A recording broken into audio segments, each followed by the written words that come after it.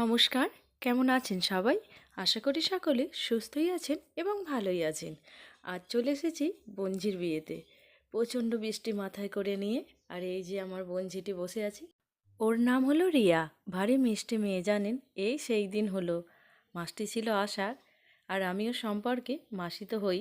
আর পিছন দিক দিয়ে দেখুন, এখনও দেখতে পাওয়া যাচ্ছে পরিষ্কার, এখনও বৃষ্টি পড়ছে। এই শীতকালে যে এত বৃষ্টি হবে সত্যি আমরা কেউ ভেবে উঠতে পারিনি।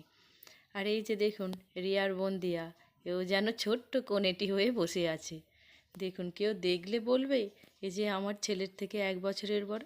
চলুন, ওখানে ফটোশ্যুট হচ্ছে, এবার আমরা গিয়ে দেখি। ওখানে সুন্দর একটি কালী মন্দির আছে, তাই ভাবলাম আপনাদেরও একটু দেখাই ওই কালী মন্দিরটি। বিভিন্ন রকম পোজ দিয়ে প্রায় 2 ঘন্টা ধরে ফটোশ্যুট হচ্ছে। তাই আমি একবার এসেও ছিলাম, আবার বাড়িও চলে গিয়েছিলাম, আবার ভাবলাম আপনাদের একবার বসিয়ে দিই। এই যে দেখুন, রিয়াকে বিভিন্ন রকম পোজে ফটোশ্যুট করাচ্ছে।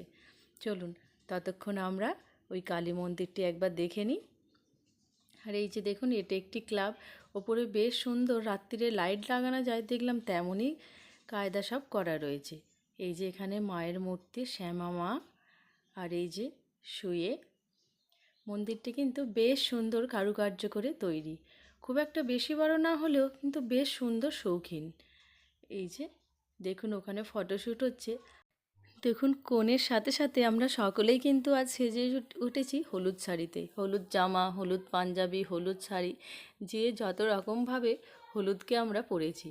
আর এই যে দেখুন, এই শাড়িটা আমি কিনেছি এই নতুন, কিন্তু আজকে কাদায় লুটোপুটি হয়ে গেছে। আর এই যে দেখুন, আমার মিষ্টি ছোট্ট ভাইজি, বেশ সুন্দর লাগছে না ওকে? আমি তো প্রথম ওকেই দেখে ভেবেছিলাম নিতকনে, তারপর পরে এসে জানতে পারলাম যে নিতকনে ও না, অন্য কেউ।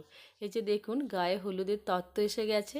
পুরো বিছানাটা ভর্তি হয়ে গেছে গায়ে হলুদে। আর এত সুন্দর সুন্দর করে ওরা সাজিয়েছে যে সত্যি এগুলোকে ভালো করে তুলব।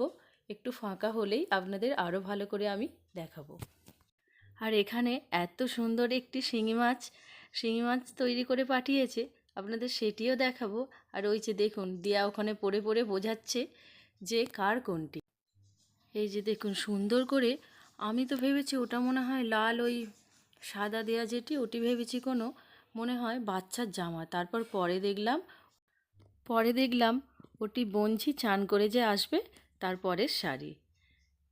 এই যে দেখুন, একটু ফাঁকা হয়েছে তাই একটু আপনাদের দেখিয়ে নিচ্ছি, কারণ এগুলো আবার তো ঢুকিয়ে দেওয়া হবে খাটের নিচে। এই যে বর কনে, তার মধ্যে তত্ত্বসূচি, কি সুন্দর লাগছে।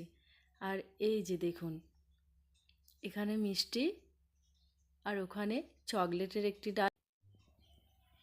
এই যে দেখুন, যে শিঙি মাছটির কথা বলছিলাম, প্রথমে এক ঝলক দেখেছি, কিন্তু এত ভিড় ছিল যে তুলতে পারিনি। এই যে, আর এই মশলার ডালাটি দেখুন, ওকে তো সবাই রাগাচ্ছে যে তুই বিরিয়ানি করে করে এসে খাওয়াবি। বিভিন্ন রকম মশলা দিয়েছে, লঙ্কা, তেজপাতা, জিরে, লবঙ্গ, দারচিনি, মরিচ, মানে বিভিন্ন রকম যে বিরিয়ানির মশলা হয়। বেশ তত্ত্বগুলি সুন্দর করে সাজিয়েছে।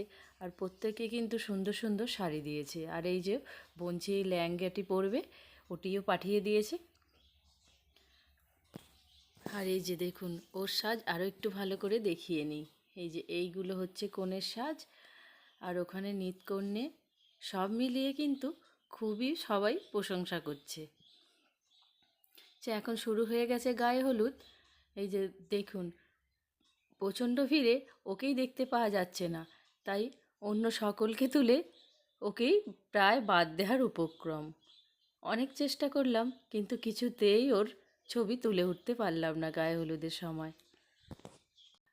আর এখন হয়ে গেছে সন্ধ্যাবেলা, সবাই তাই আমরা বেরিয়ে পড়েছি। ফুচকা, কফি, পকোড়া স্টলও এখানে বসিয়ে দেয়া হয়ে গেছে। আর এই যে দেখুন, সবাই সেজে গুজে আমরা চলে এসেছি খেতে। আর ওই যে দেখছেন, ও হচ্ছে আমাদের সবার থেকে বড় বৌদি। আসুন এবার ফুচকাটা খেয়েই নেই। এই যে দেখুন, আমার ওই যে পিছন দিক দিয়ে চলে গেল, আর ওটিই হলো আমার মেজো মা।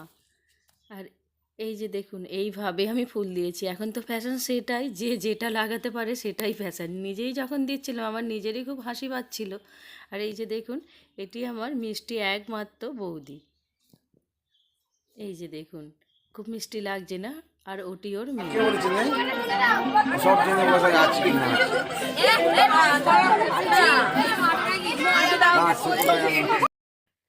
এই যে দেখুন, কনের বোন বিভিন্ন পোজে ছবি তুলছে, আর ওকে সবাই মিলে আমরা রাগাচ্ছি যে কী রে, তুই কি মনে হচ্ছে এই কি ছবি তুলে নিয়ে এবার কি পালিয়ে যাবি? ও ততই হাসছে মিষ্টি করে করে, আর বিভিন্ন রকম পোজ দিয়ে বেশ মিষ্টি লাগছিল ওকে। এবার